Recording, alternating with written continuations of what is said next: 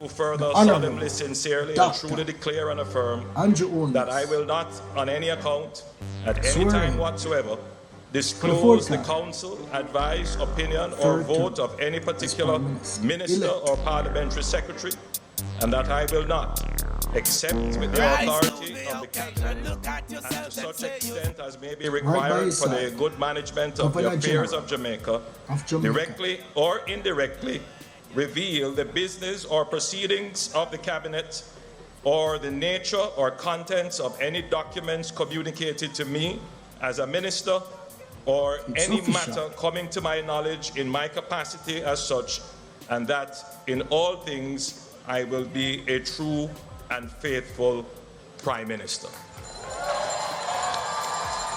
All right. You have to sign the book now. Boy, look on the place, man. Place up nice, man. Jamaica, yeah? Cha-cha. That's where everybody will pound it.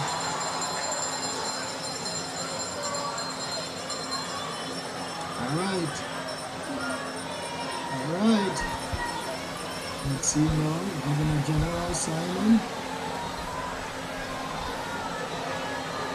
The Governor General, Sir Patrick Allen, Now it's official. signing the instrument of office.